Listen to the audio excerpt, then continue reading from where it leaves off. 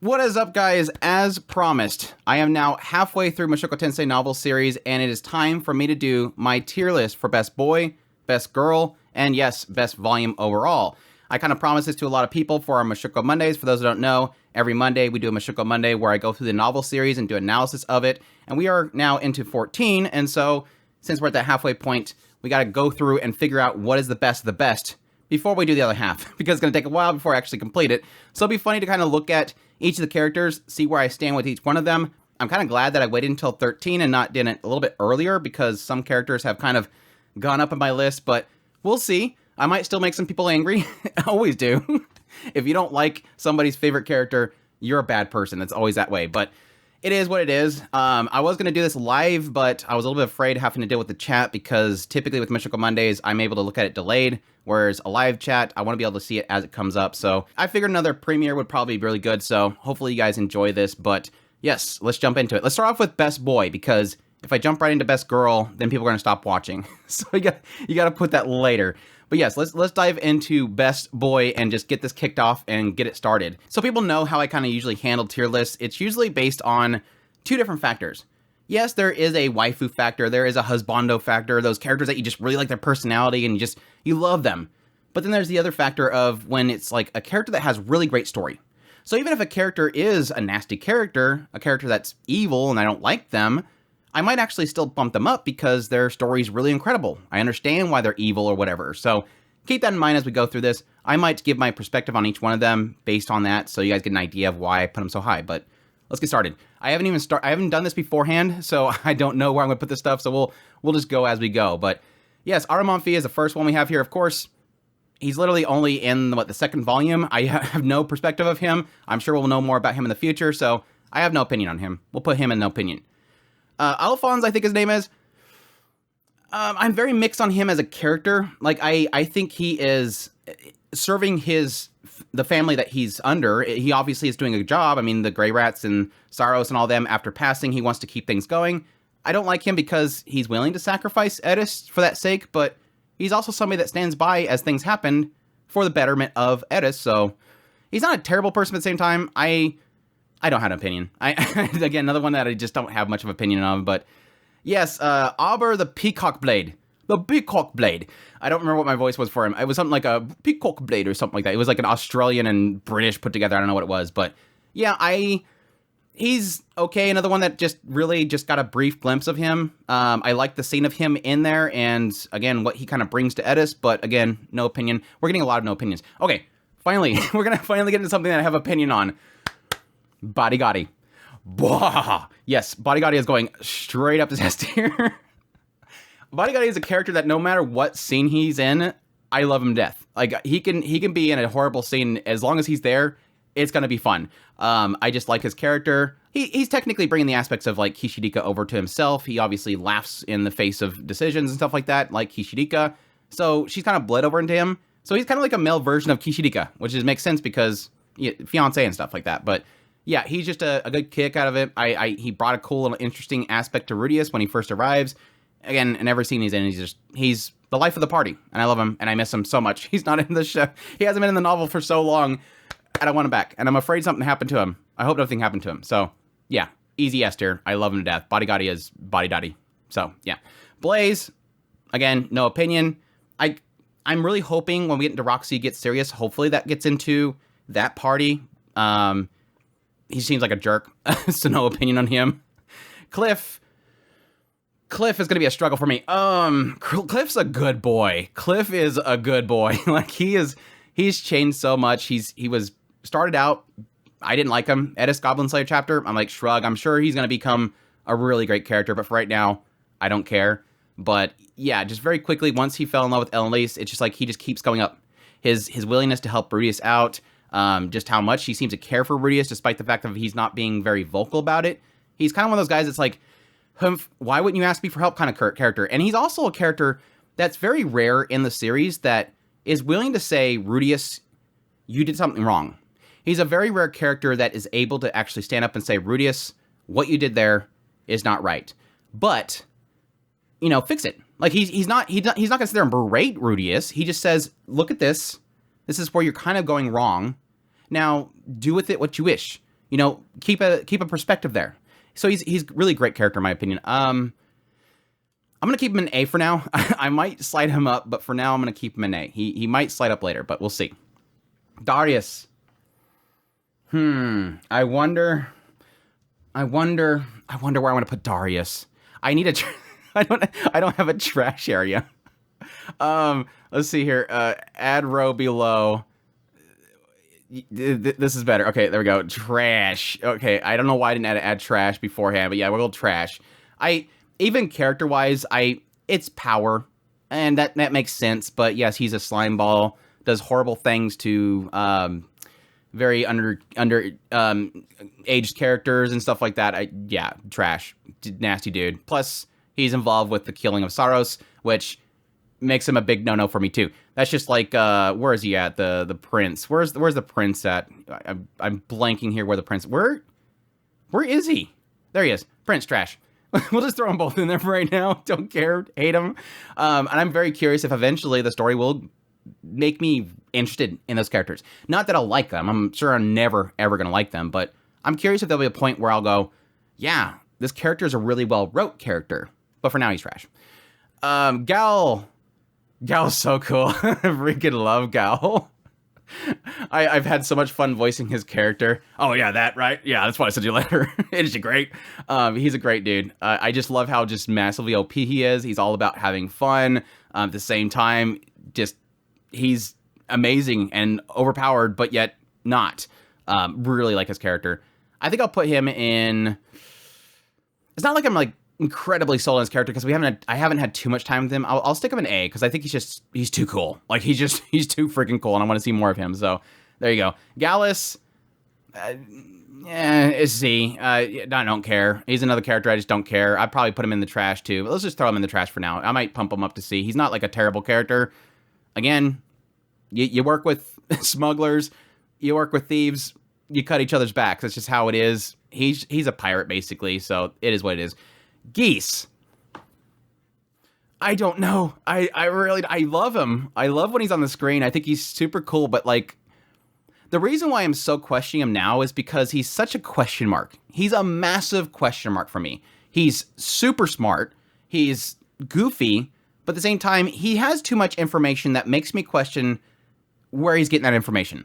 So right now I'm very so not sure. I still love him. He's still a lovable dude, but not above Cliff for sure. I don't know when I don't know when suddenly out of nowhere something's gonna stab me in the back with him.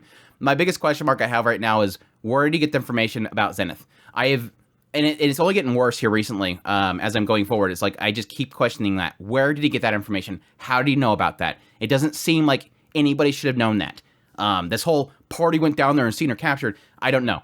We'll see, but I do like him. I think his chemistry with Rudius is super good. He's a cool guy. Hopefully more information in the future. The Chief, I don't have an opinion of. He's just very, like, 2 scenes with him. 1, the initial arrival, and then 2, him with Reserved, which I do like that aspect, this idea of a tribe leader that does acknowledge that his people have gotten weak. This, like, new generation of beast folk that just aren't like the old. And so him willingness to try to push at least Lady and Persona out there and get them stronger before they come back seems logical. Hopefully that works out for him in the end because Lady and Persona didn't do too well over there. Yes, again, another one that I'm like, he's okay. Not that I have no opinion of him, not that he's a bad character, but he's kind of he's getting up there. He seems pretty cool.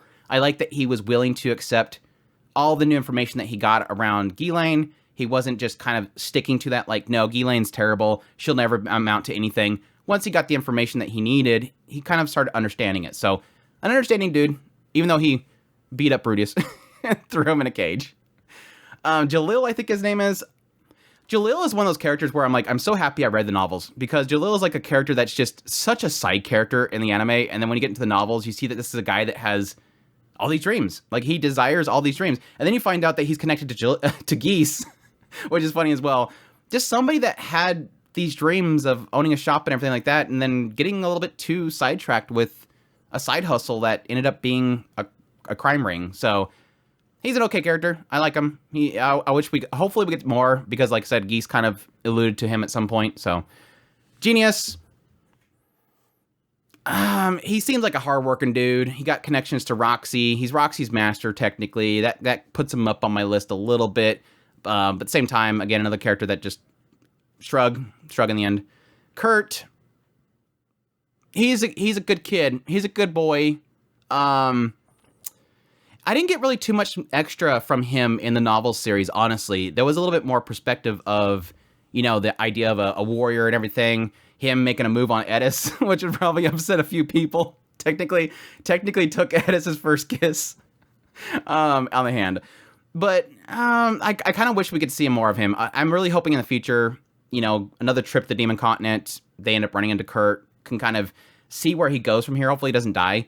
But he's an okay character. I think he's a good boy. He's willing to accept tragedy and accept it like Rajur. I think he gained Rajur's respect because of how he's seen the situation. Look, we're not children. We accept this result. Move on with our lives, kind of thing. Grew up really quick. Fast grow up. Laws, I have no opinion. He gave birth to not getting birth. He seemingly produced. He seemingly produced Sylphie, so I guess that's a plus there. Again, another one of those aspects of I really want to see more of his story and, any kind of possible ties he can have with Ellen Lace. That would be really interesting as well. So we'll see. Going into Luke, I've honestly never cared for Luke. I think he's kind of one of those characters that is definitely a bad first impression. He's a character that you think is going to be nasty, but then as you get to know him, he seems like he's a lot more level-headed than he initially was. Like, he was very, very rough with Rudy at the very start, but once he realized the situation with Sylphie, he's like, okay, yeah, now I kind of understand, and he seems like he's willing to help. Whenever Rudy talks to him, it doesn't seem like he's ever like, no, don't talk to me. He's a very open dude. At the same time, I'm curious if he threw the fight. I really wonder if he's actually that weak. Like, why would somebody like him be around Ariel for so long? I know it's that duty and his what's the best word to put it? His willingness to stay by Ariel's side, I guess, is an aspect there, but he's okay. I might put him in a C. He's probably a B right now, but we'll stick him there now. Man God, I know, ambiguous gender. I threw him in the the male area because of man. But yeah, Man God. Every time Man God shows up, I'm intrigued. There's never a moment that the Man God's in a scene where I'm not going, okay, what? I'm looking over every single word. So there is an aspect that I love the Man God, because every time the Man God shows up, it's like, what will we uncover now? At the same time, I totally know the Man God's going to be a bad guy of some kind. I just know it. This whole thing of like painting him as the good guy or the bad guy, I'm like, I cannot wait to find out that you're something evil. But no, I'm always super intrigued by the Man God. I might eventually hate the Man God, but for now, I think the Man God's fun. Love voicing that character. You will regret it. He's such a fun character to produce for Mushoku Mondays, and every time he shows up, we have a blast talking about it. Or at least I have fun talking about it, and everybody else goes zippy faces because they're good. They're good chat. Mimir, no opinion. Rest in peace. Nokopada. I really like Nokopada. I'm going to put him probably in high B. Nokopada is one of those characters where you hate him, but at the same time, once you kind of get to know him, it's another one of those, like every character in Mushoku Tensei, it's like a character that's nasty at first, but then you see this other side, and then you realize, oh, this dude used to roll with Roxy, and then you find out that he's got a family, and he's got to shape up because he wants to make sure that he get his kids fed. It's just a guy that just, kind of like Jalil, got caught up in the wrong thing, eventually gets a wake-up call, and then kind of corrects their path. But in the end, they're a decent person. So, yeah, good to see. I'm hoping to see more of Nokopada. Honestly. Orsted. Orsted's so cool. I love him. I want more Orsted. It's been too long. Shoot.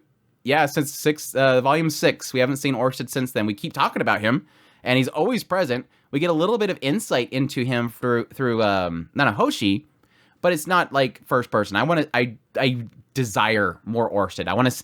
I am so convinced that Orsted's going to end up being a good character. I have a lot of speculations, and you'll probably see them in my next Mushoku Monday, but he's a character that I'm really fascinated by. He's Kendra Suda in the anime, which does technically bump him up on my list a lot, but he's just too cool. He's literally the thing that so many characters are sort of Rudius, like he lives in their minds rent free, because this is somebody that is so stinking powerful, and I cannot wait to see more. He's literally a Pandora's box for me. He's just like Man God. These two right here are literally like Pandora's box, and I'm always craving them to be on the scene because of what they signify, I guess. So we'll see. Patrice, no opinion. Dude went off, become military or something like that. Paul. Paul. Whew. I love Paul to death. Besides Rudius, Paul is easily the character that has had the most significant character development throughout the entire series. He is a character of ups and downs, and a character that, yes, on a regular basis, I call him out for it. The whole thing with Lilia, absolute scumbag. Like, hang the guy at that point. I did not like Paul. He was just, get rid of him. I did, do the worst thing possible to get rid of him. He was nasty, and then going into further, and him, essentially cheating with Zenith, with Lilia again, having a child with Lilia. All these things that Paul does is nasty. His first fight with Rudius, even though it's a massive misunderstandings, you understand him as a character when you see his perspective, he still does so many terrible things. As he admits over and over again, I was a terrible father. But he made right. He's a character that, despite all that, made right. And if he failed and he still thinks that he's trash and he's just useless, this is somebody that fought, and all the way to the end, fought for those that he loved. He's just, every time I hear about him in the story now, it gets me crying.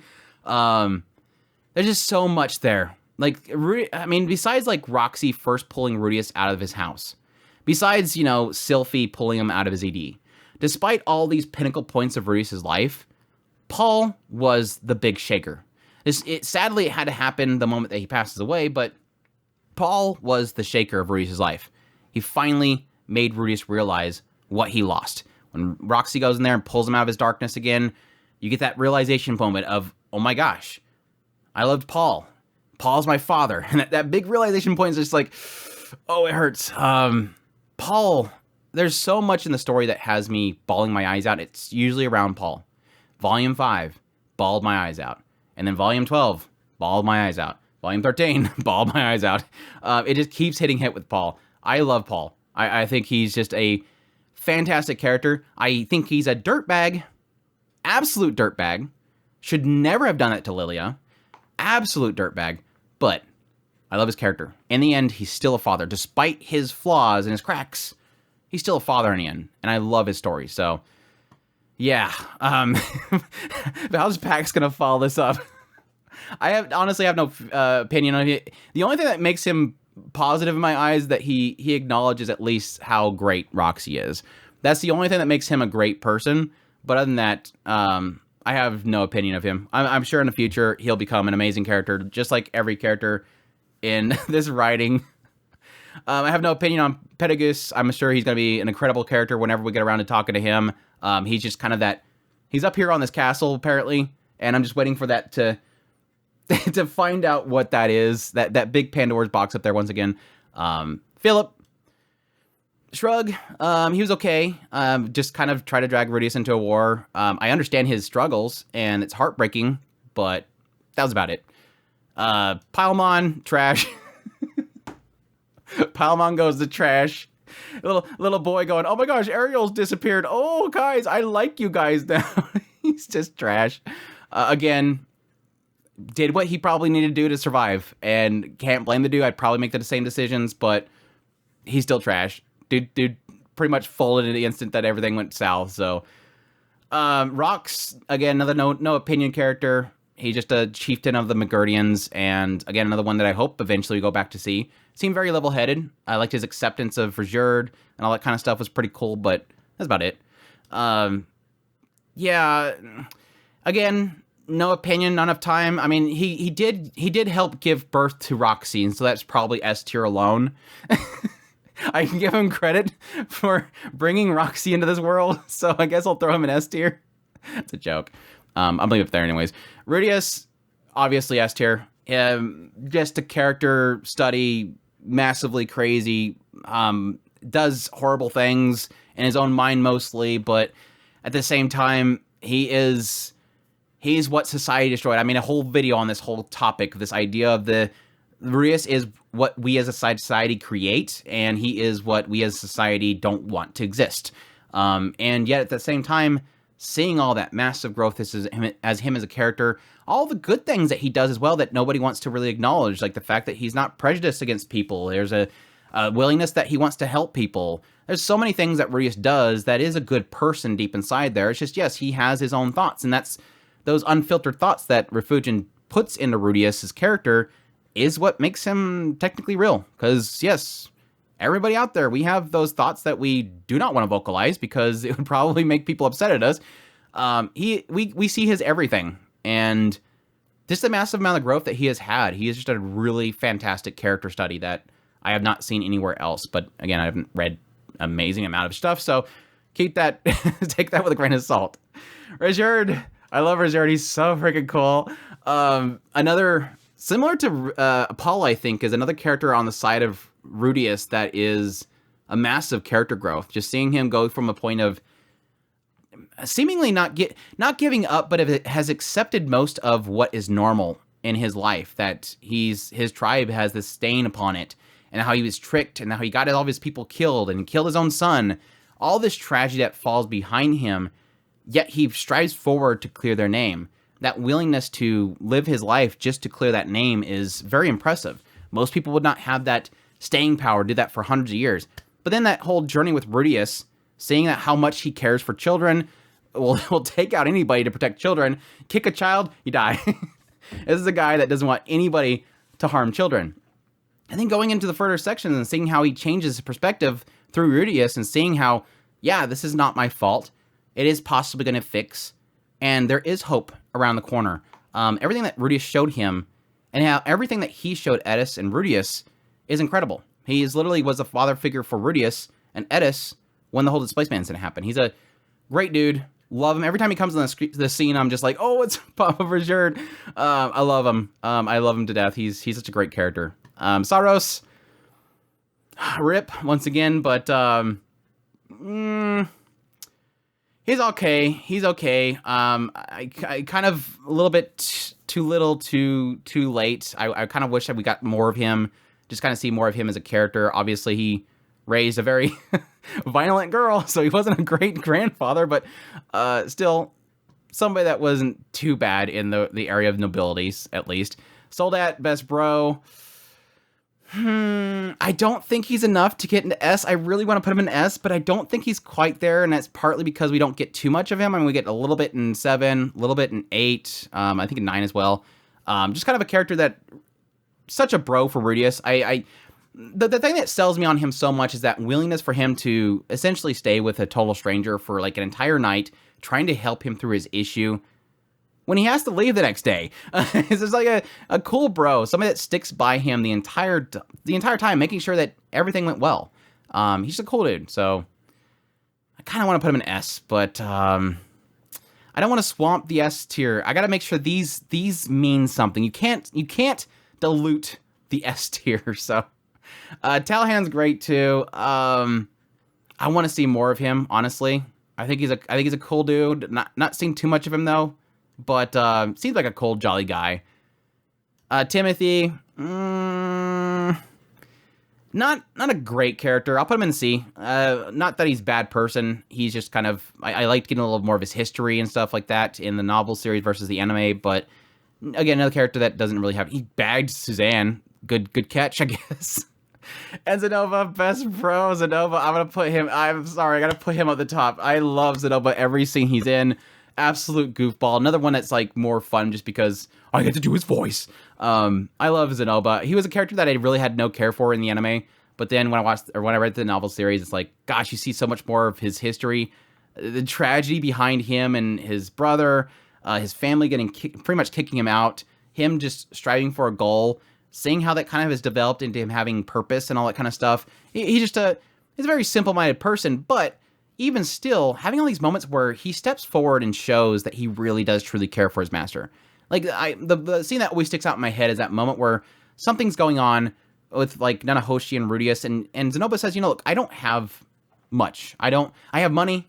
I'll provide you that money. I want to do this because I want to give you more than just my money. If you need something, I'm always here. I don't have much, but I have abundance of strength. Whatever I can whatever I have, it's for you.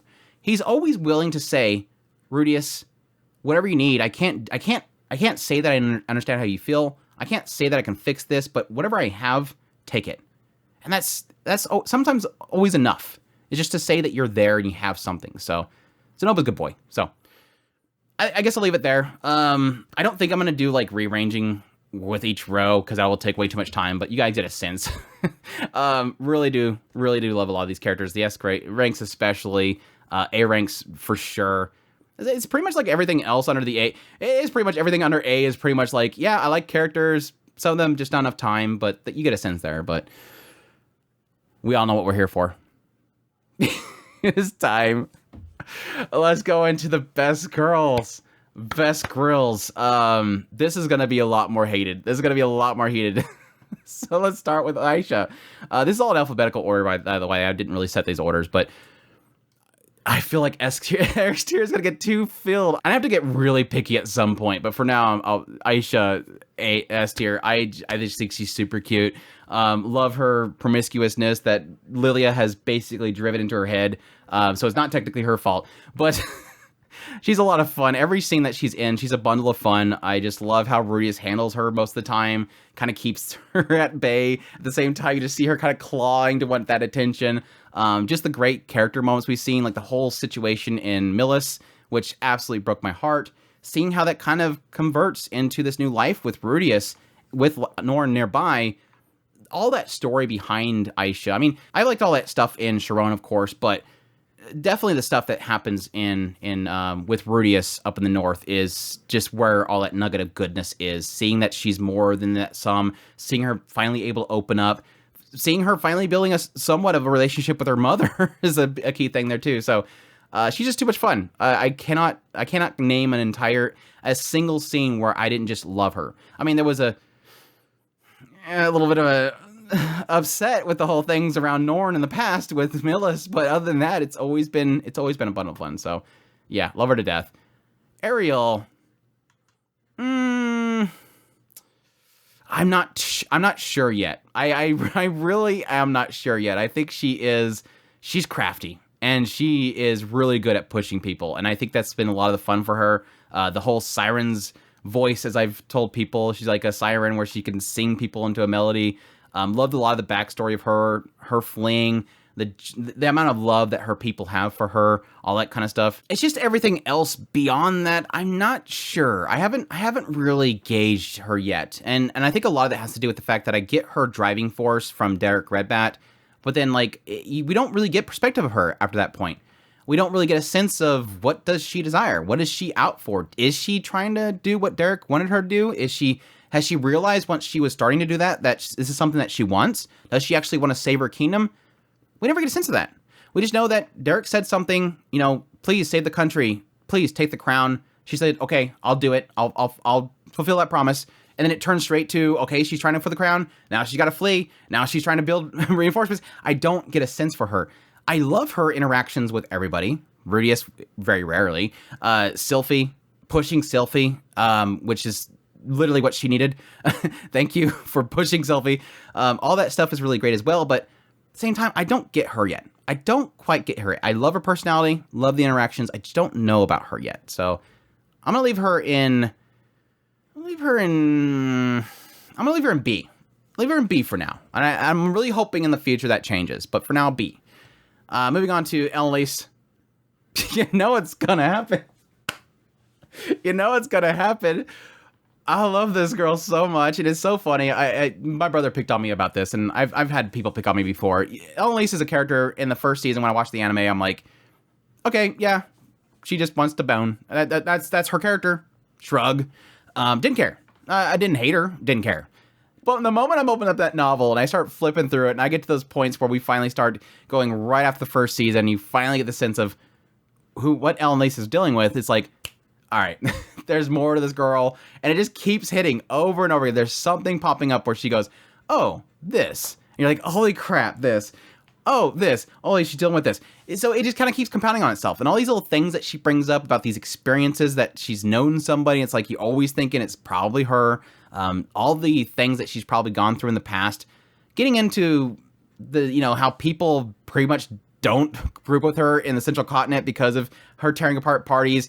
Just that moment, the moment at the wedding party, oh, if it punched me in the gut. Just that whole aspect of the big reveal and that fear that she has, that people know that she's connected to Sylphie and that Rudius don't, she's nothing like me. Please don't leave her. Like, please don't destroy this. Please don't let me destroy this thing too. That massive amount of insecurity she has and the struggles that she deals with.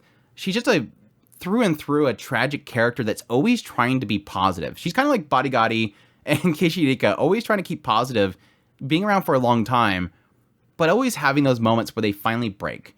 And I'm so happy for her and Cliff. I think, I just adore the two of them together. And now it keeps hitting. And it's just the journey with Rudius, her putting everything aside. She's kind of like the same with, Talhan. She's the same with Roxy. These characters that all put aside their entire lives to travel around the world for Paul and Zenith, obviously, too, because Zenith was a part of their party, too.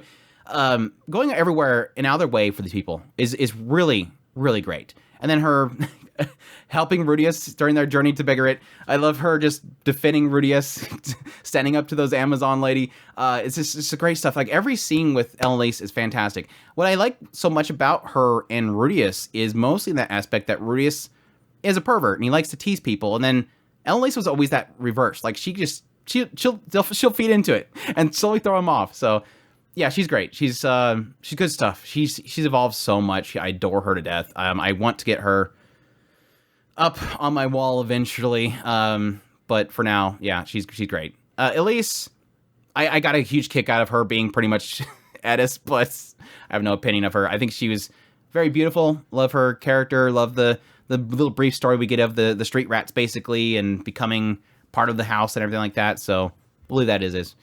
Edis, I love her to death. I told myself I'm not going to do... I'm not doing order. I'm not going to do order. It's going to take too long. Edis, I adore. And it's... I think it's one of those aspects where I got a kick out of her in the anime. They definitely portrayed her really well. I loved her just being super snooty, eventually turning into trying to getting strong, eventually turning to pretty much those little moments of insecurity where, Rudius is having to, comfort her having those moments where she's got to comfort him, seeing her just struggling over how to essentially comfort something that she's never experienced before. And then getting her side story, getting her little chapter in volume 6 they skipped in the anime was like, it was eye-opening. When that moment came around with the novel, when I was reading through it with Mushoku Mondays, when I got to that point, which I sadly slept in for that Mushoku Monday, it was the only one I ever missed, and I still regret it today. When I got that segment, it was like my eyes opened up to Edis as a character. Just seeing how massively terrified this girl was. And it's so in contrast to what she was portraying. She was hiding this inside of her that she was terrified of Rudius leaving her. That chapter sold me on her. Like, that was like, I love her. I love this girl to death. And then getting into the stuff where she's trying to get stronger. A very, very single-minded character, but at the same time, a very strong character. A character that is never got a chance to grow up, really. It's like a lot of characters in the story, like, Aisha and Norn. Edis is the same way. This is technically a girl that never got to grow up properly. She was in a home where she got everything she wanted. She was a spoiled brat. She was thrown out to nowhere, lost everything. This is somebody that has to learn how to finally grow up, and she's having to blitz that. And so, yeah, she doesn't really quite understand things the way most people would. But seeing that, the fact that I get to see that growth is fantastic. And plus, she kicks butt. So I want to see more of her. She's so fun, too. She's very straightforward, very, very, very cocky character that I love. So I cannot wait to get more of her. Love her to death. Ghislaine, I'm gonna keep her an A because, again, I don't want to flood S. I don't want to flood S. Don't want to dilute the water. Gilane's great too. I think another character that's very straightforward. Doesn't really say too much stuff, but whenever she says stuff, it's kind of to the effect of whatever's happening. Whether it's to explain why you need to learn because you don't want to eat poop, or getting into a little bit more about her through the eyes of other characters, like them talking about how Gilane was the reason why her choice was always best whenever they had two choices. So not having her around was terrible. She had a certain scent about herself, an instinct that she could use. Getting into what she once was and what she is now, and how everybody perceives that as like, that doesn't make sense. That's not Gilane. She's a wild cat. Getting into the Sword Sanctum and seeing her trying to help guide Edis in some way. I wish I can get more of her. I loved her very brief extra chapter after the displacement incident happened, but I still love her. I still think she's a great character. She's just too cool. Plus, she's a cat girl. Better thing. Ginger. I like Ginger a lot. There's a side of me that's like she's very devoted. That's a really cool thing. But at the same time, there's an aspect of like, girl, your family, girl, your family. She's super devoted to Zenoba. She stops Julie from doing cool things every now and then, which does kind of bug me. But I like her. She's got a good heart. I want more of her. Goliad, no opinion. I don't know. I like how there's a canon somewhere where there's a possibility that we could see Geese and Goliad together, but for now, she's all right. Hilda, I think her name is Hilda. Again, another one. No, not much opinion on her. I think she's beautiful. Very tragic story, having all of her children taken away. Besides Edis, really did like the whole scene in the party, getting that final sense that she does technically like Rudeus. She just doesn't want to show anything. She's jealous, which she had every right to be. Another case of a story that just got cut a little bit too short, but that's life. Sometimes things tragically come to an end. So rip. Julie, I love Julie. She's precious. I want her to be protected. I want more of her. I hope this show gets more attention to her, or the novel series get more attention to her. She's super cute. Super tragic start. Really glad she finally spoke up and said, I want to live. She's too cute. I adore her. She must be protected. But I'm going to leave her an A again because I don't want to dilute the S tier. Kishirika, again, I love her for the same reason as Bodygotti, but it's just not enough of her. I really need more Kishirika. But so right now, she's great when she's there, which is literally like 2 scenes that I've seen so far. The moment that she gave Rudeus the demon eye, and then of course basically in them leaving to go different directions to go find Rudeus' family. There really isn't much else in that, but she's a fun character, so. Lilia. I love her so much. I don't want to dilute I might put her in S later. I love Lilia so much. Such a tragic story, and like everything that's bad about Paul is what's bad about her. She literally, like, my faults for her, or the horrible times in her life, and the reason why she is the way she is all because of Paul. He ruined her from the moment that she was in that training hall, deflowered her, ruined her life at that point. She got sent off to go try another job. She tries out of the job. She's getting tore up over there as well. She finally finds her way back to Paul. Yes, and kind of gets caught up in that desire. Hears that moaning and just kind of loses her own control and accepts him in there. Makes another mistake similar, this idea that she's partly at fault, but she's still technically welcomed him in, accepted that. And then everything from that point on is really, it's her own fault, but I understand why she thinks she weighs. This is one of those things where you don't have to agree with what they do, and you might be very uncomfortable and not like that they do that, but it is the way they are. And her raising Aisha has been like this whole constant thing with me, like, girl, it's your family, accept their family. Yeah, but again, Aisha loves the fact that mother did that. So in the end, Aisha appreciates it. But at the same time, it's like, I'm liking the fact that we're finally opening up. That's for sure. I just lose it every time. The party scene, I lost it. Finally saying, yes, Aisha, you can have the present. Yes, Aisha, you're Paul's daughter. All those things she finally opened up with is super good. And her dedication to Zenith is, the sister, the best, the wives of this series for sure. We'll see if Roxy and Sylvie could take over that. Linnea, really do enjoy. I think she's a lot of fun. I'm a little bit sad that she's apparently parted ways with everybody. I want more of her. Every scene that she's in is a blast. But I'll leave her in B for now. I might go up, but we'll see. Minotona and gosh, the name of these two, Tona and I forget what the other one is. They're cute. I loved getting a little bit more of them in the novel series, of course. Just as a little brief moment of seeing them, that add a little more context to the whole situation with Eris and the fight they had, and well, the fight that Tona had. But they're super cute. But again, no real context to go with them, so I'll just leave them in C. Nanahoshi.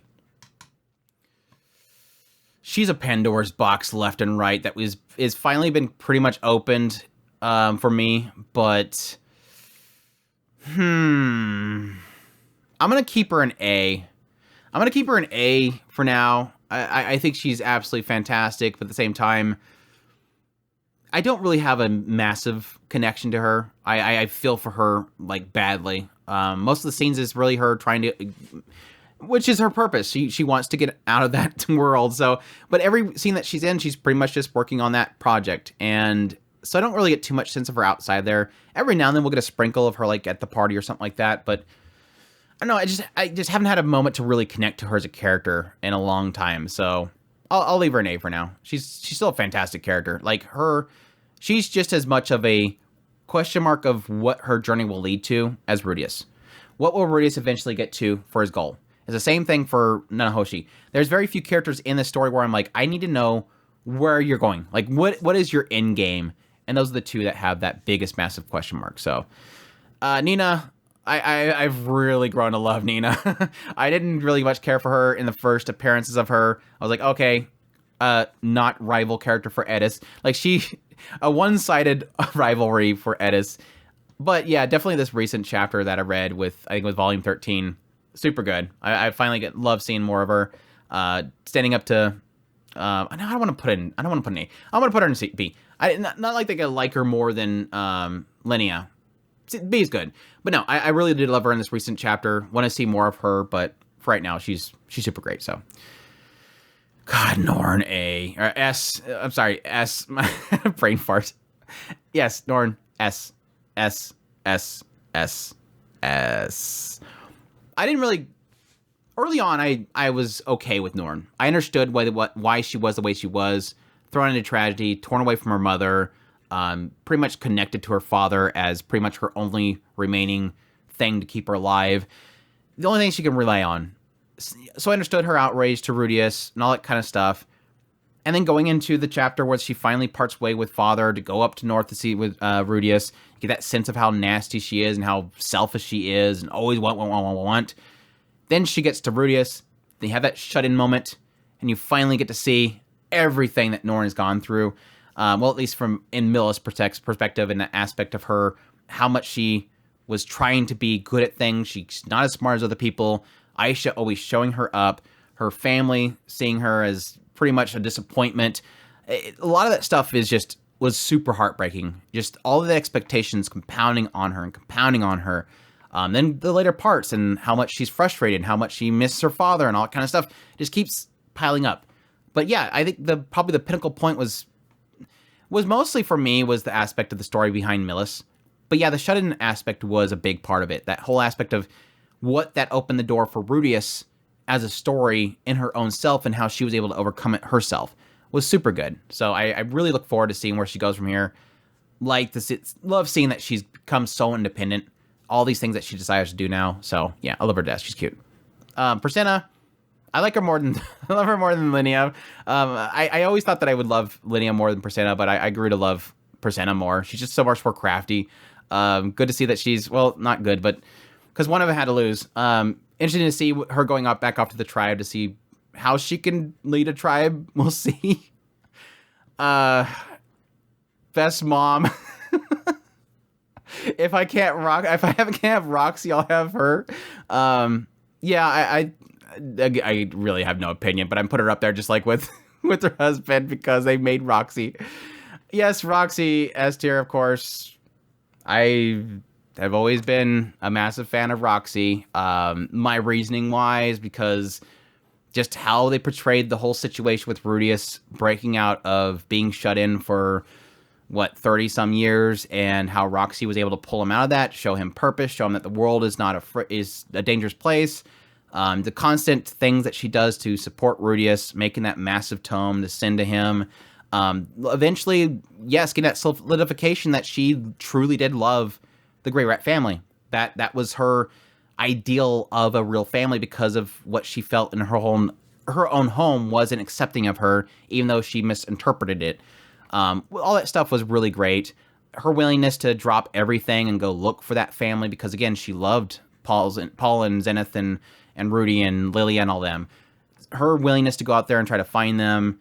Eventually, yes, getting trapped in a labyrinth, that struggle of near death, Rudius coming in, saving her, Doki Dokis happen. There's a lot of stuff around Roxy that I really love, but I think the core thing for Rudius himself that I've always been fascinated by is that deification of Roxy. I've always been fascinated by that aspect, how much Rudius just sees her as his goddess.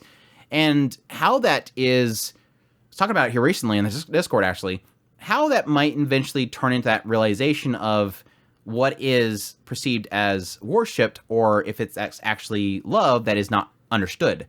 And I'm curious to see how that kind of turns out, but I love her to death. She's super cute. I love her demeanor, the whole hat covering thing. I think her design is fantastic. I love pretty much everything about her character. So cannot wait for more. Yes, and even her struggles with being not good enough. She has a massive amount of insecurities, which is always kind of sad. So we'll see. But yeah, Sarah. I think she's adorable. I think she's super adorable. Again, another character I wish we got more of, but unfortunately, very much a side character in the original novel series. So I'll be glad that I got as much as I did from the light novel version of it. So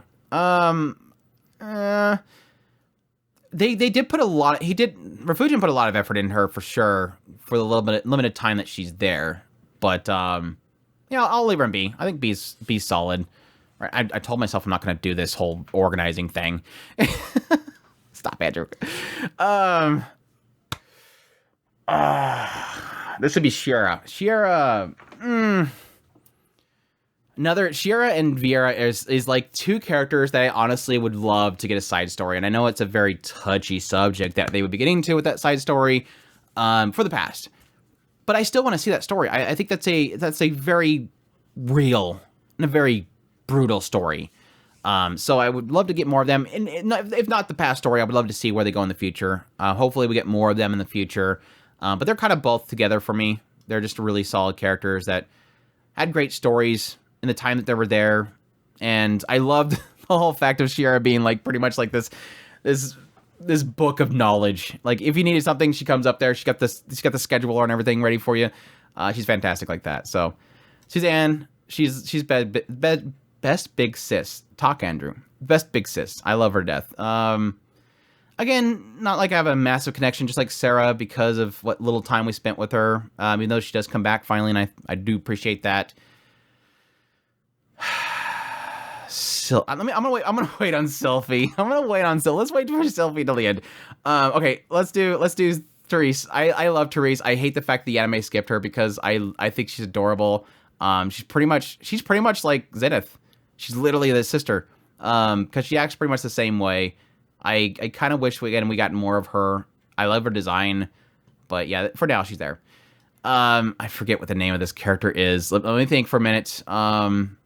It starts with a V, I think. But anyways, Bug Lady. Again, another character that in the anime, just a side character. Was love getting more insight into her, what she had to deal with that other guy, which was kind of tragic. At the same time, just kind of seeing how she utilized her saliva and stuff to do jobs really well. Those cool little side stories are really great in this series. Zenith. I want her to be happy. I want Zenith to be happy. Zenith is like massive personal. Zenith's story is massive for me as a personal story of things that I've gone through. And so every time she's on I loved her to death early on. I think her design is gorgeous. Just love her demeanor, how happy she is. And again, just how it's thrown into tragedy with her being thrown into this crystal and coming out, having that moment of success, but then it just turns into just tragedy and the idea that she's completely lost herself. And again, from my own personal experience dealing with, dementia and MS and stuff like that, mental diseases that take a person away from you.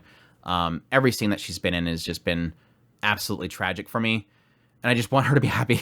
I want everybody around her and her to be happy. And I just, every victory that Rudius experiences with her, a smile, or her just doing something that doesn't seem like it's commanded to do, picking up the breastplate for Paul, all those things are these massive victories that for me personally, that I had lived with, I wanted. I hope she's, I want her to be happy. Again, it's one of those aspects I love the character, and I don't necessarily think that her story's quite there yet, because she's been thrown into a side situation that she can't really progress herself, except through that disease, or whatever is afflicting her. So we'll see. But I love her dead still. The one chapter that I get of this character, gosh, I'm blanking on the name right now, is Solda. The one chapter we get of Solda, I really think she's super cool. I think she's very smart, very level-headed character once she got kind of a little bit of a hit down. At the same time, I only got one chapter with her, so I don't have like too much of an opinion of her, but I want more. Same with Rada. I think Rada was super cool, but at the same time, I need more of her. This picture's really cool, so I'm glad to see this old lady's got that. She looks very youthful. I don't know if this is her in her age or whatever she was, but she looks cool, so we'll see. Yes, finally, Selphie. Let's talk about Selphie.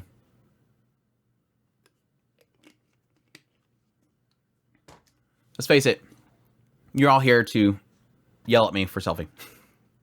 Now, truth be told, Selphie's been an up and down for me. Early on, season 1, when I watched the anime, was like, childhood friend. She's cute. Love it. Cute character. She gets thrown out. The whole displacement incident happens. We never see her again.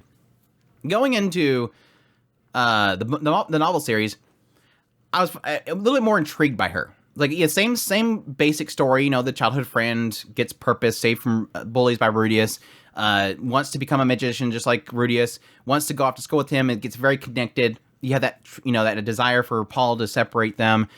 Going into the whole displacement incident, getting into Fitz itself. See, from the novel's perspective, Fitz was a character that was separate from Selphie. And Fitz was always this character that was cold and never showed any emotions, and this long trip through her helping Ariel and protecting her. And then eventually we get the appearance of Selphie again. And I really do think that Refugin did a good job of kind of making me always believe the two of them are separate. And then when it came to the time where it started kind of revealing that the two were the same person, I started to feel like I wanted them to be separate. Because I almost didn't want to I wanted Fitz to be Fitz, and I wanted Selphie to be Selphie. Because I liked Fitz, and I liked Selphie, but I didn't want the two of them to come together. But they still came together, and it's perfectly fine. I'm fine with that. But I always was fascinated by her as a character and how she couldn't express herself. She had problems expressing her own emotions. She always kept to herself. She always did whatever Rudius wanted to do, never kind of complain or anything like that, except for public display of affections, never do that. But at some point, I was trying to think about the other day, because it came back up again here recently when I did a video on Selphie's character and Fitz and all the side stuff that pretty much the anime itself skipped around her, and get the usual comments. Some people are teasing me, and I'm perfectly happy with the people that are teasing me going, oh man, here he goes again, doesn't like Selphie. But there is some people that seem like they legitimately think that I hate Selphie. And for a while there, people don't seem to get it, but I love my characters. I get emotional reading the stories, but when it comes time for me to close the book, I disconnect myself. And it seemed like there's a lot of people that don't do that. So when you just simply criticize a character that Refugin, that I believe, wrote them to have that criticism in your eyes, and people get like personally offended by it, it's really bizarre. And it's kind of scary at the same time. Close the book, people. But no, I was trying to remember exactly what that point was that I think I kind of twisted on her a little bit. And if I remember correctly, it was probably the Luke Juice joke. When I started making the Luke Juice joke, it seemed to just set off a lot of people. And I think that's because there is a group of people that really did believe that the aphrodisiac fixed him, which I kind of agree. I'm half and half. The aphrodisiac helped push him, and Selphie was there next morning. But it was ever since that whole moment in Mushoku Mondays that everybody just went there was a group of people that went nuts about this. And they just were berating me like crazy. Like, is it massive harassment? These people were just super mad that I said that. And I got it to a jokey point where I was joking about it constantly, and everybody kept getting mad. And I'm like, I thought this was a joke, but apparently people are taking this personally. Like, I am personally offending their wife. So I kind of, okay, I'm tired of hearing it, so I'm just going to not make the joke anymore. We'll move on. But then it kind of turned into a couple situations where I didn't like what Sylphie did. One of them being that I was a little bit upset that Sylphie didn't tell Rudius, don't go near Ariel. She knew Ariel wanted Rudius. And I felt like if she loved Rudius, she would say, I don't want you to get involved with this war because I've killed hundreds of assassins. Not hundreds. I've killed a lot of assassins, and I don't want you to get involved in that. I don't want you to be hurt. Like, for the safety of him. And I can honestly see her seeing that Rudius is strong enough that he could protect himself. And then, so that was another part that everybody got really mad at me. Because I insinuated that I didn't like the fact that she didn't tell him to go away. Don't get involved with Ariel. And that she pretty much is welcoming him into a war. Jump forward, it was the scene with Elise at the birthday party. That was I think the last one where I got a little upset. And that was because Elise was obviously very torn by the idea that Rudius would see Sylphie as being of her. And that Sylphie would be just as dirty as she is. And the way that Sylphie sort of responded to that situation kind of upsetted me. That whole, out of nowhere, in front of everybody, as you can obviously see that Elise is a little bit struggling there, saying, I remember Dad saying something about you and how you ruined everything or something. I forget exactly the wording of itself, but it's basically she pretty much threw it right back at her. Yeah. Dad said that you ruined a lot of things. You were a big cause of problems. I don't remember it. But that was another one of those moments where I'm like, why? Why would you say that? And again, everybody, me getting a little worked up and having fun with the Mushoku Monday, everybody got a little angry. In the end, yes, following that, and a lot of the scenes after the marriage with Rudius and Sylphie, I was admittedly bored of her. I didn't really find her as an interesting character. She was very bland. She didn't say anything. She was just always kind of just there. I found her, amongst all the other characters, kind of boring, and it felt like things kind of stopped for her. And maybe there was a lot of aspect of me kind of shrugging a lot of her moments in the story after that moment that maybe bothered some people, that I didn't find it as interesting as they did. But the whole thing builds at this point. I made 3 kind of harsh comments. One was a joke. The other 2 was kind of just me being critical of her as a character. And it set people off. And they have not really let that go since then. I have regular comments, like again, this recent video, it's literally people going, hey, anybody watching this video, just so you know, Andrew was very critical of Sylphie in his Mushoku Mondays. And it's like, God dang, people, you don't have to go out and tell people, be careful, he spoke naughty words against a fake character in a fictitious story. Get a life. That aside, over time, and I'm kind of happy that I waited until 13.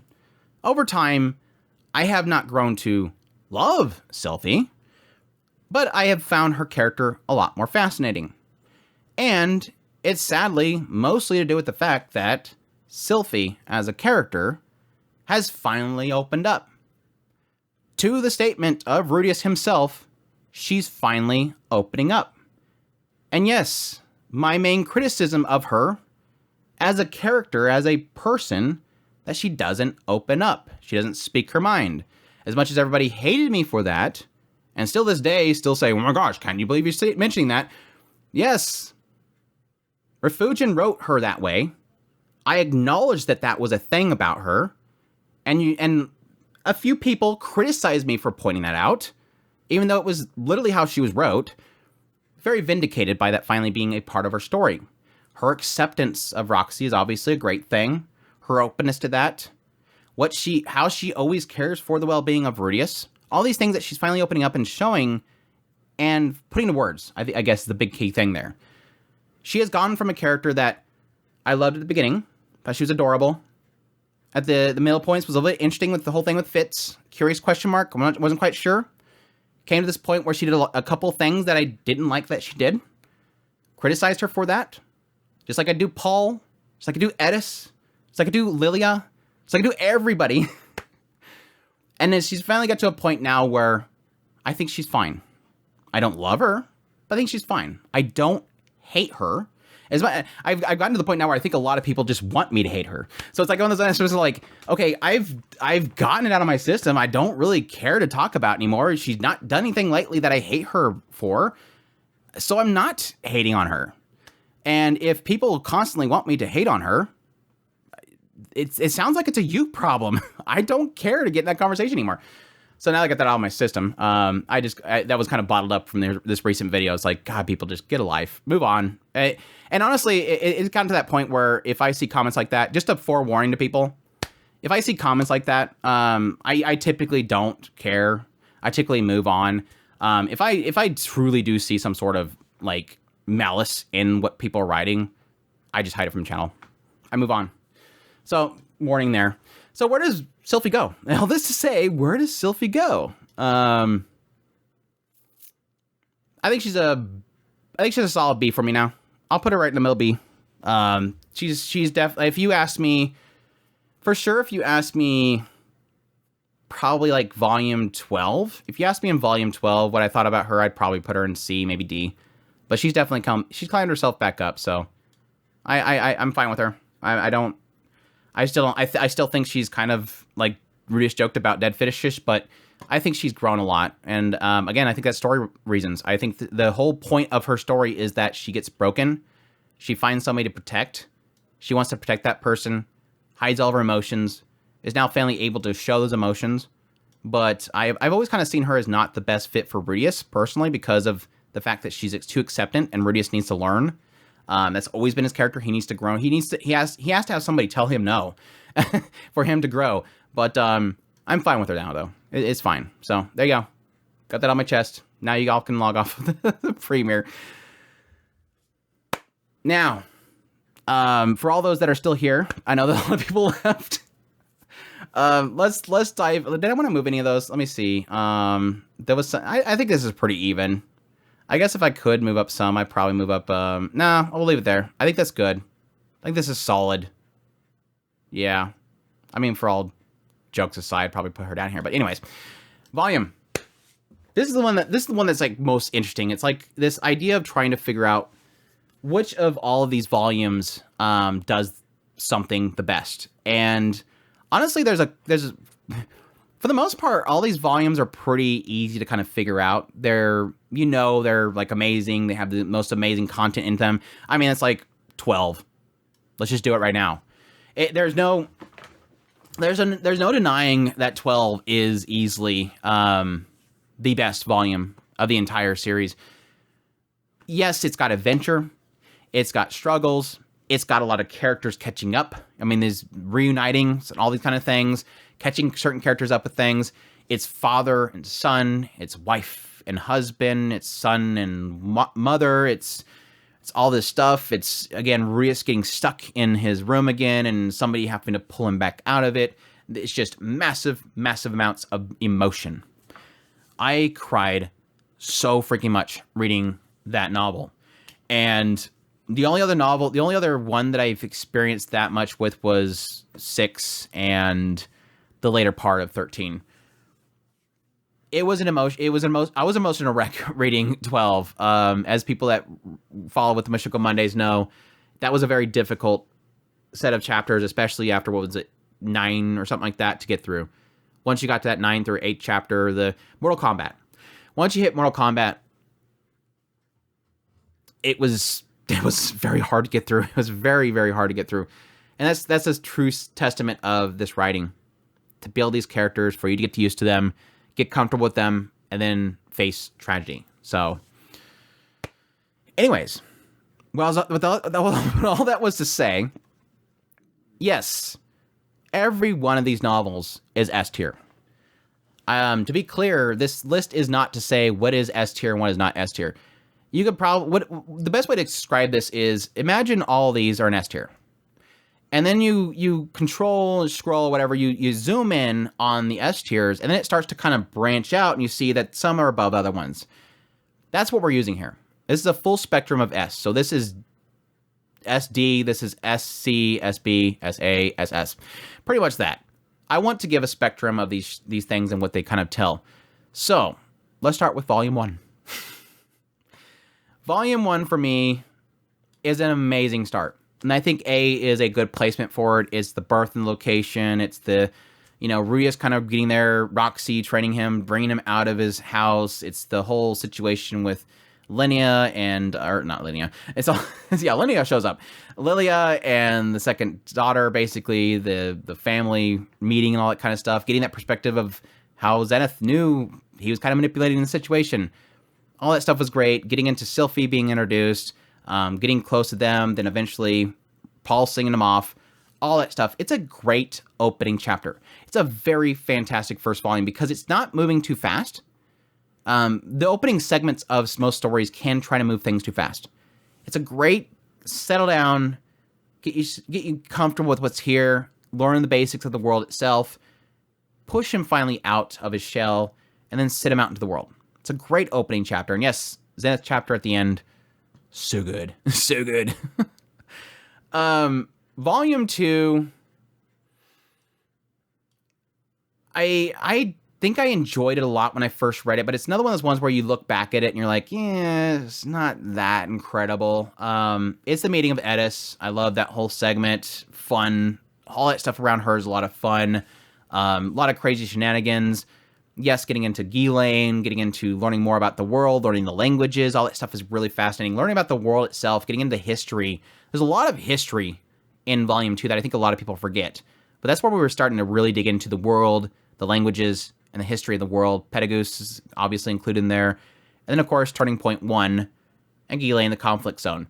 All that stuff was really fantastic. But again, it overall, compared to others' volumes, is where I kind of struggle. So that's why it's not the greatest. But Volume 3, another B for me. I think first go at this, though, that it really did enjoy it because this is kind of a perspective. This is another one of those ones, just like the previous one, is it's a lot to do with, it's enjoyable when you're reading it, but when you look back, it's like, yeah, it's not as great as all this other stuff. It is one of those ones where you get the high of building into Mushoku, and then eventually later on you get that taste of the good stuff, and then you look back and you realize it's not that fantastic. Of course, we get the first visit with the Man God. That, of course, I would assume for those that are reading this for the first time and not watching the anime like I did, would have probably been a big, massive what the heck is going on. Getting into the Magurdian tribe, getting into Rikarishu Castle, getting an introduction to the Adventure Guild and all the stuff around the Adventure Guild, eventually going to, Save the Cat, getting, locked in with Jalil, Nokopada, all that stuff, and of course, eventually having to leave, and that really good sign of the nastiness and the prejudice against the Superds, and how, despite all the things he's pushing for, it means nothing. Like Kurt, this dude saved you and all that kind of stuff. So, yeah, and then, of course, getting the first introduction to Ariel and Fitz, which was easily another really big question mark moment. So, but again, looking back at it, it's not that crazy of a volume compared to the rest of them. So, Volume 4. Another B. I know I'm stuck in the middle. We'll fix things, but right now we're kind of stuck in the B area. Love the first introduction of Kishidika, obviously. Really fun blast there, getting the Demon Eye, the aspects of the desire for Edis to beat Rudius, and how, again, from her perspective, we find out later, she did not want Rudius to beat her because she was afraid of being left behind. But yeah, just her getting frustrated with that. The whole smuggling ring, Roxy coming to the port with Elise and Talhand, all that stuff, the missed opportunity to meet each other there. Eventually going to free the Beast Folk, which again was like a little bit more specific when it came to the novel series versus the anime, which did upset me at the time. But again, I acknowledge that's how he is. Not that it's right, just it's him. Eventually going into the Beast Folk tribe, all the stuff around the Beast Folk tribe itself, which was a lot of fun as well. Really cool stuff. And eventually the highway, leaving out, getting into Guardian Fitz and Ariel, all that kind of stuff is in the extra chapter. It's a solid volume, but again, another one of those ones where you look back and it's like nothing like massive for me. I mean, I did appreciate I think a lot of the mental struggles for Rudius in this whole volume was, yes, a lot to do with, okay, Reserve's going around killing everybody, and there's that fear of having to take lives, but at the same time, the fear of your own life being at risk. There's a lot of moral question marks there that I did enjoy. So moving on into volume 5. You guys knew it was coming because I mentioned it earlier, right? Volume 5 is so good, and there's multiple reasons for this. The main key reason why is there's so much. Volume 5 for me personally was that first moment where I realized, besides like Volume 1 with Zenith's chapter, was like, holy crap. As much as I love Season 1 of Mushoku Tensei, the anime, you do realize there's so much stuff that they did skip. Stuff that I understand why they do, but still upsets me. But this is the first moment where when I'm reading through, I'm going, ooh, okay, now I'm a novel reader. Now I am the Mushoku novel reader, because now I have all of this insight to things that that anybody that watches the anime never know about. Just how they portrayed Paul, all that side story with Paul, the meetings with Paul and Norn and Edis and Rudius trying to go to a dinner together, and the struggles of trying to connect back with Norn, and essentially giving up on trying to connect to Norn because he realized it's not going to work, maybe in the future kind of thing. Just trying to keep hands off and walk away for the time. Getting into Rajerd and how he went off to his friend, and they went to the port town, and this was Duke Bashran, I forget what his name was. This mean Duke wouldn't let him through, and then all the stuff with Therese showing up and helping them out, and Rudius and Therese, which again is his aunt. Loved all that stuff as well. Just a lot of really fun stuff that honestly is really sad that it was missed, because there was so much missed opportunity there. And again, yes, getting into Ariel's death, the travel of her escaping, and the reports, and how everybody loved her. The people at the guard station, and how they let her through, and everybody celebrates because they all loved Ariel. It gives you a sense of how much people appreciate her as a person. And that's all on top of, at the core, just Paul's story. Paul and Rudius' story right there. The anime did a really good job. Don't get me wrong. The anime did a really good job, but there was just something more to the experience going through it with the novel. First of all, the fact that it tells you Paul's story first. You get to see everything he's gone through. The struggle, his torment of everything that he's going through. Constantly fearing, finding his family dead. Seeing all these people that were strangers or maybe even neighbors that are dead. All the struggles that he went through. Everything he's doing for his family. The breakdown that he's having. And then Rudius shows up, and you see that conflict between the two of them. That you agree with why both sides are upset. You agree with both sides and how they handle the situation, but they both clash and fall apart. And then coming together, Geese coming in, helping out, and them coming together was truly fantastic. Another massively emotional moment for me reading through the series, but easily one of the best volumes. Everything around Paul is amazing. You're getting a trend here. Volume 6. I used to say that this was my number 1 favorite volume of all times, but 12 took over. But it's still like right underneath it. I love Volume 6. There's so much in here. There is, again, all that stuff that's kind of skipped, traveling through the Dragon King realm, which wasn't a great thing. But eventually going into Sharon, again, getting more perspective of Zenoba in the novel itself, which was great. Getting into, yes, saving Zenith, saving Lilia and Aisha, and the backstory of all that stuff, which was significantly different than the anime. Loved all that stuff. All the stuff around Aisha and the question marks as if she knows who he is or not was a lot of fun. Yes, Turning Point 2, which is massive and really, really interesting reading through it, honestly, compared to the anime. Anime did a great job with it. It looked great. But just the little subtle details, they kind of shifted a little bit from the novel series that gave me a little more indication as to Orsted as a character. Just how he responds to things. How he's always watching Rudius, and how he's always questioning what Rudius is doing. It's almost like he's observing Rudius, which is this anomaly, which I didn't really get a sense of in the anime itself. And of course, the whole conversation with the man god's massive. It completely shifted every perspective that I had around curses and blessings, which was huge. Who Orsted is, who the man god is, how they hate each other, all that kind of stuff, the curse. Everything was so fascinating with that conversation with the man god. Easily the most intriguing conversation so far with man god, which makes me always crave the next meeting. And then yes, kind of going into the separation with Rajerd, which freaking breaks my heart. The whole parting ways with Rajerd, which is again like pretty much like a second father, was super heartbreaking.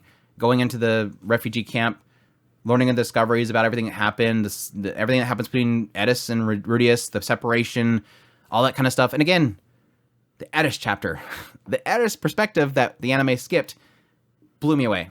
Absolutely blew me away. And then the final chapter, getting into the whole thing with Roxy, Talhand, Annalise, Kishirika, and Barigari was really great as well. Really fun little scene, but all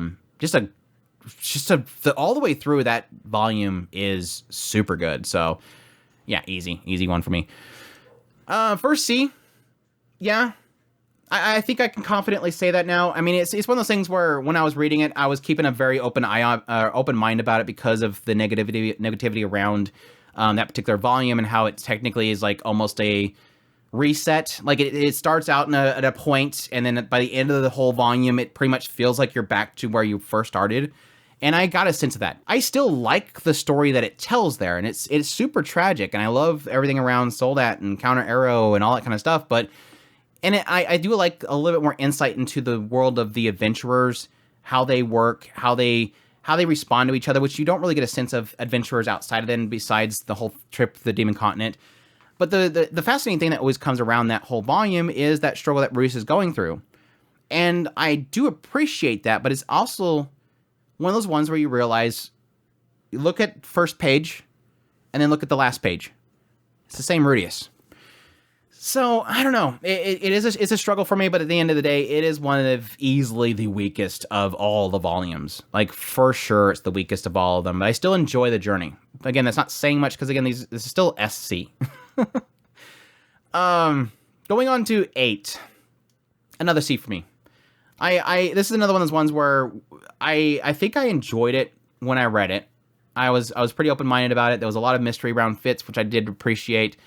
But again, it's one of those ones where when I look back at it, it's not the most interesting volume, for sure. I mean, you get some insight into Annalise early on. You go to the university, you meet Fitz, you get involved with the university, you meet Lilia, or you meet Linnea and Priscilla, and all that stuff is fine.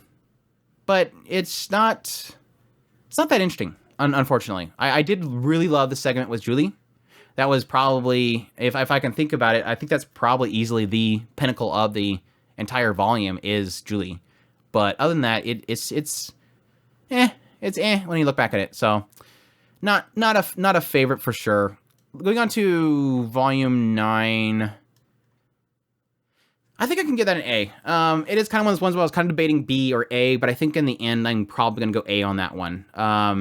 I think that's one of those ones where, when I look back on it, it is definitely a slower volume compared to a lot of the volumes, but I think that was one of the more, of all the slower volumes, I think that was the one that was pushing it a little bit more into developing a lot of characters. I mean, you have Cliff and Annalise coming together, you have Barigari arriving, which is an absolute blast. The Beast Folk in Heat was a blast.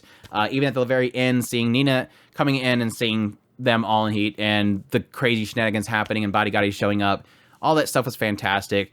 I think the slower part is really that kind of, that repetition in Sylphie trying to push herself and Ariel trying to push Sylphie into Rudius, which kind of gets a little bit repetitive, but it all kind of builds up into a climactic moment with them. But at the end of the day, I think in the end, overall, I still enjoy the volume, but it again is still one of those ones where I'm kind of struggling between the two, A and B, but that's kind of where I came to conclusion on.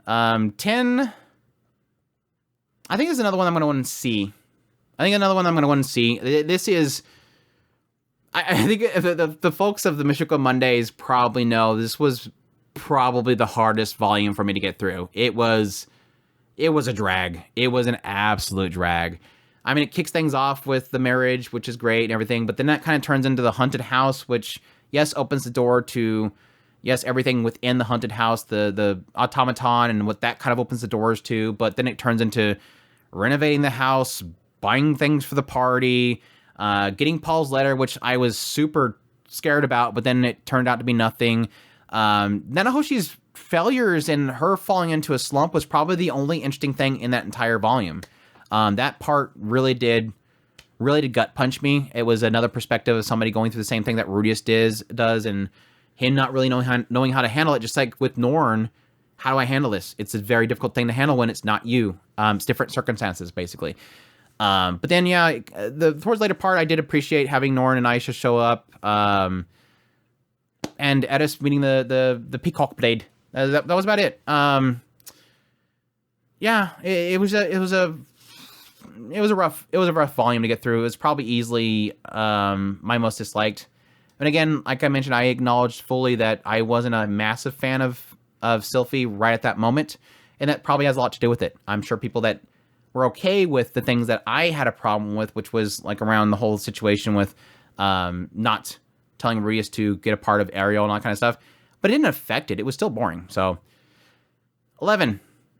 Not 11. This is 12. This is 11. Where's 13? 11. Oh, I already moved 12. I'm counting them and I'm going, well, there's only 2 left and I still have 3. I forgot that I put 12 up there already. But no, 11. 11 is, I think A. I think I'm pretty comfortable with A. This is one of those ones where it's like, there is some lull points in here, but there's some big points in here. Again, technically opening up with the first real dealing with Rudeus, having to deal with Aisha and Lilia, dealing with sisters. Rudeus dealing with Lilia. Aisha and Norn. Dealing with Lilia too, technically through Aisha. Let's be perfectly honest. But no, that gets into, like, again, who is Aisha? Who is Norn? What they deal with? What Norn is dealing with right now? What is Aisha dealing with right now? I love that stuff. All the stuff around the sisters in this volume, I ate up. It was heartbreaking, but at the same time, I loved it. I loved every bit of it. And how Rudeus kind of handles a lot of that stuff is a big, significant growth for him as well. Then again, it gets kind of bogged down for a little bit again. Then we eventually get into, yes, the letter arriving. That was big. The big moment with Mangod. Rudeus struggling with if he wants to go or not. And then it comes to one pinnacle point where Norn finally steps up and says, Rudy, you're the only one that can do this. Why aren't you doing it? And that was his push to go out there, and then it goes straight into adventure. I really wasn't expecting, like, literally, it feels like a calm volume, but then it goes straight into we're in Begarit. Like, bam, like that. We get the teleporter, gone. Then it gets into some great moments. Ellen Lace. I love Ellen Lace, the succubus. Ellen Lace protecting him. Always there to shield him at his side, keep him held up. Going into the whole thing with the Amazons and the Amazons. It was the desert something, I don't remember. The desert warriors. And eventually have that moment where she stands up to one of the desert warriors. It was super good. All that stuff was fantastic. It was just kind of just takes off. And that's why it's really good. It's a really good volume. Now that I think about it, yes, it's not that many lulling points in that one. It's kind of just takes off at some point. So really good stuff. And then finally, volume 13. This is a struggle for me. This is honestly another one that struggled for me. I'm like B or A. B or A, honestly, for me. Because this is another one of those ones where it's very slow. I admitted on the Mushoku Mondays that I got really tired of the Rudeus, I want to have a threesome thing. Got super repetitive. Rudeus just stuck in his head about, I want to try that milk from Sylphie. I want to get with Roxy in bed. I want to see both of them in bed. Oh, I got some time with Aisha and Norn. Oh, can't wait to have both Roxy and Sylphie with me. I just got tired of hearing the constant Rudeus in his head with his wives, which is expected. It's Rudeus, but at the same time, it's repetitive. Nothing really changing with it, and it got kind of boring. That aside, love the whole scene with them going out to him becoming king tier. Just the lightning spell, the trip back, the conversation between Roxy and Sylphie was great. That stuff was fantastic. Getting back, Cliff getting married with Ellen Lace, which was fantastic. And then, of course, the party. The party wrecked me. And for those that watch the Mushoku Mondays, it hurt getting to that chapter. It was super rough. Just so much personal connection. I loved Aisha and Norn being super happy. Again, Sylphie bringing the present to Roxy and bringing them up to the kids. That acceptance of her, giving her the present. Sylphie giving Roxy the present. Truly welcoming her into the family. That stuff was fantastic. Just a really great chapter. The duel between Lenny and Priscilla, which is tragic. And then eventually dropping the big bomb of, well, yes, summoning a watermelon, but also we're going to see Paragoose. That stuff was crazy. And then, yes, the extra chapter with my gosh, Rada, Isolde, and a very different Nina, and a very changed Edis. Just a really good volume. I'm gonna go A. We're going A. There. There it is. This turned out to be a lot longer than I did it, but we got through it. We got through everything's still recording. Yes, think it's still recording. Thankful goodness I don't have to do this twice. But hope you guys enjoyed this tier list of the first 13 volumes of Mushoku Tensei Jobless Reincarnation. Thanks again to everybody that has been supporting the channel as we go through this journey. Hopefully you guys will join me for the remaining chapters. Yeah, a lot of chapters. Remaining volumes. I've already opened up the first chapter of 14. It's already looking crazy. But I hope you guys will join me for that again. Every Monday, we have a premiere. It's 10 o'clock a.m. Pacific Standard Time every single week on Monday. Definitely check that out. Really appreciate it. If you guys like this content and you like the content of Mushoku Monday, as always, you can support it by monetarily through Patreon, tips, links, memberships on the channel itself. Greatly appreciate everybody that supports the channel. It means so much to me. Thank you to everybody. You're all amazing, and y'all take care.